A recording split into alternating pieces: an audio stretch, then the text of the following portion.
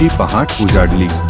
बुरुज उडून गेलेला होता, पण खिंडारातून मुघलांना अजूनही आत प्रवेश करता आला नव्हता.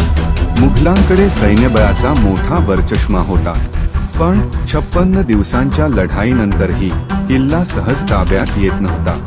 फिरंगोजी आणि उरलेले मावळे अजूनही लढत होते. उरलेल्या मावळ्यांचा प्रतिकार अजूनही सुरू होता. मुघलांचा विजय स्पष्ट होता, पण तो आणखी रक्तपात आणि वेळ घेऊनच मिळणार होता.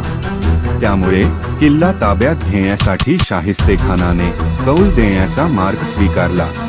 म्हणजेच किल्ला स्वाधीन करण्याच्या बदल्यात फिरंगोजी आणि मावळ्यांना सुरक्षितपणे बाहेर पडण्याचं अभय.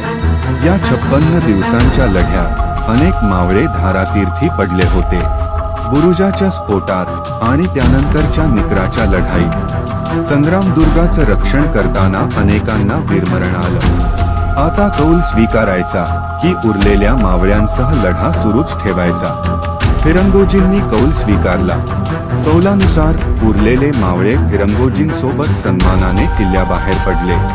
15 ऑगस्ट 1660 रोजी संग्रामदुर्ग मुघलांच्या स्वाधीन झाला. फिरंगोजींच्या शौर्याची शाहिस्तेखानानेही प्रशंसा केली. त्याने फिरंगोजींना बादशाही चाकरी करण्याचा आणि जहागीर देण्याचा प्रस्ताव दिला, पण फिरंगोजींनी तो स्वीकारला नाही. किल्ला वाचवता आला नाही याची खंत मनात घेऊन फिरंगोजी राजगडावर शिवबांना भेटायला गेले, पण शिवबांनी त्यांना दोष दिला नाही. उलट त्यांच्या पराक्रमाची दाद दिली. चाकणचा गड हातातून गेला होता, पण फिरंगोजींच्या पराक्रमावरचा आणि स्वराज्याप्रतीच्या निष्ठेवरचा शिवबांचा विश्वास ढळला नाही. उलट पुढची जबाबदारी म्हणून भोपाळगडाची किल्लेदारी शिवबांनी त्यांच्याकडे सोपवली.